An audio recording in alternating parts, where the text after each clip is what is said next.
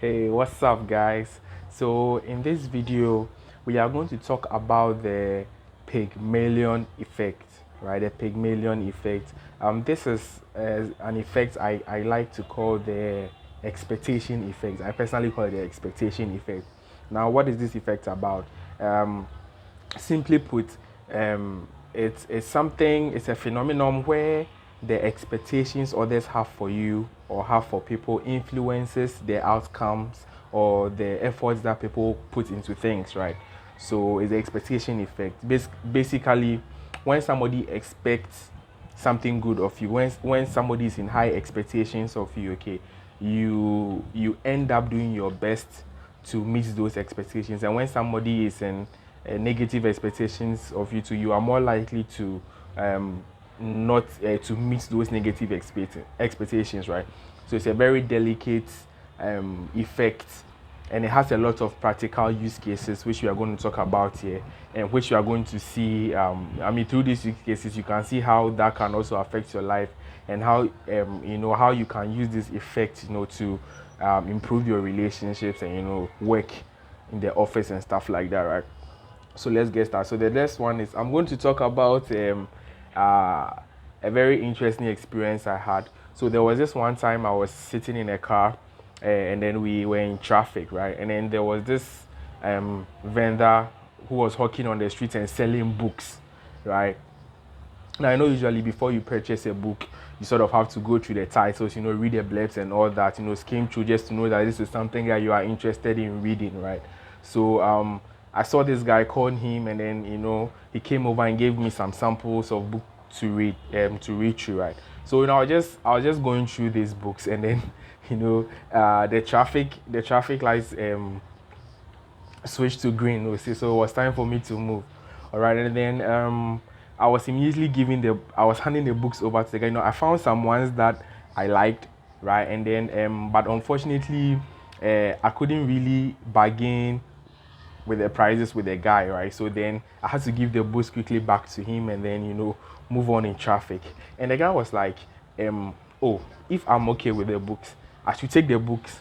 He knows that I'm going to pay. I'm going to send him the payment when I get back home, or when I get back to a place that I could make payments." I was taken aback. I was like, "Wait, you just met me in traffic, and you are giving me your books, okay, pretty expensive, quite a number of books, to just take away, believing and expecting that as a good person, I'll get back home and send you the money."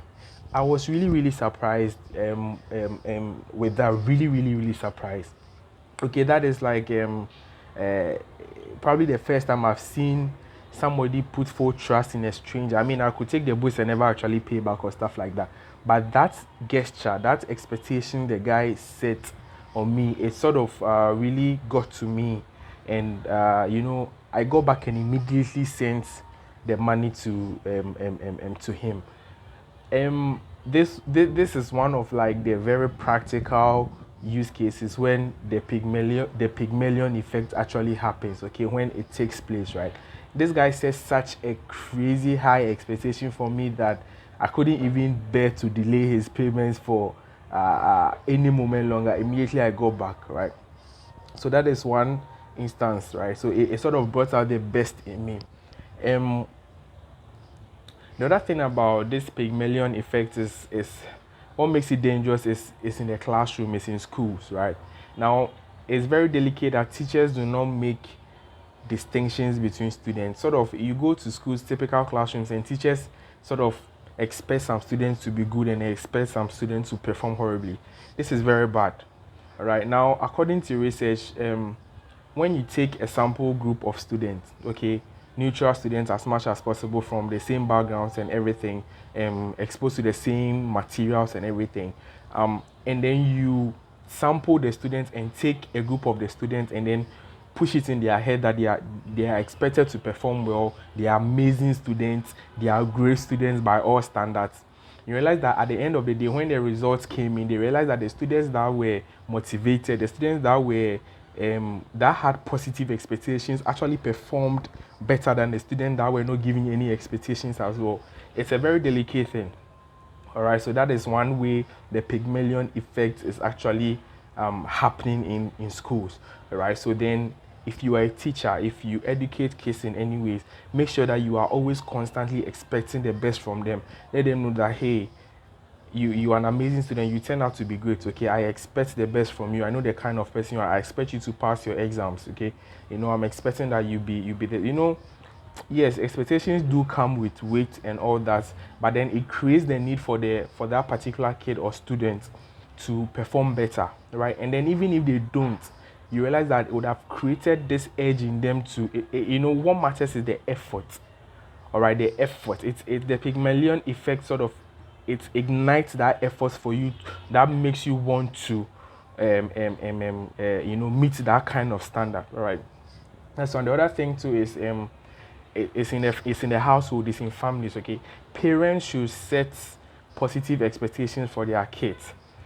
Drum it into your kids' minds that they are amazing kids and you expect the best from them.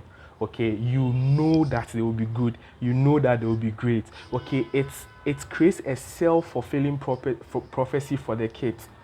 All right, hey, mommy says I'll be great. Mommy knows that I'll be a great person. It sort of enters their subconscious. It's a very this psychological effect is a very, very, very interesting and subtle effect, which is why it is very dangerous to create a negative environment in your home or in a school. Okay, you don't create an environment where people are expected to fail or where people are expected not to perform properly. You end up actually getting the results, those negative results. Okay, so parents, be positive to your children. Set good expectations for them. Now the next thing is in relationships, right? Now as a couple, whether your boyfriend, fiancé, or your husband, or your wife, whatever type of romantic relationship it is, set positive expectations for your spouse. Okay, all right. I've met people that enter relationships and tell their husbands that they expect them to cheat, for example, or they enter their marriages and tell their wives that they expect them to cheat or stuff like that. And then cheating is normal, and then that kind of thing. For example, right? This is very, very bad.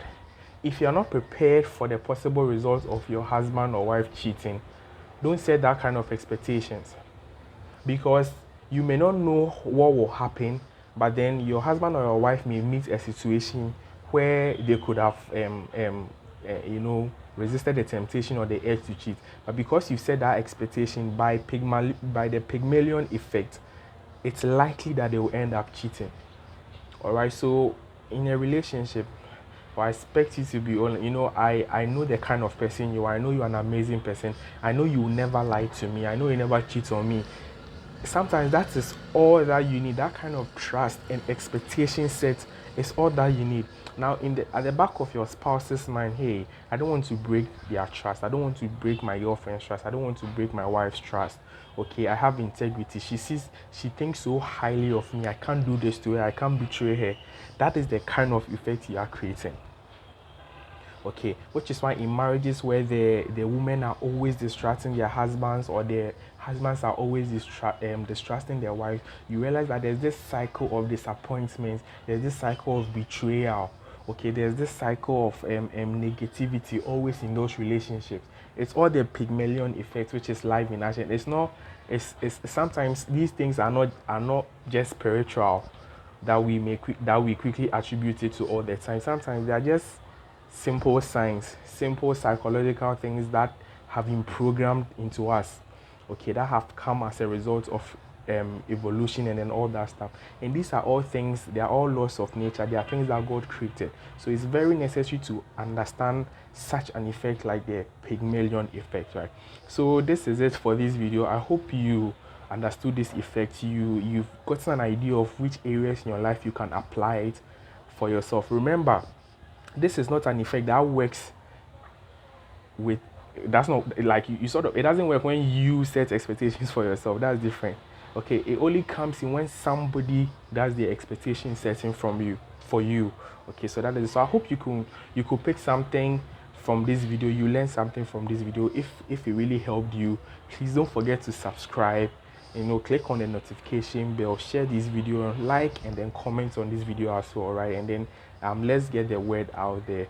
Thank you for watching this video and hope to see you in the next one. Bye bye.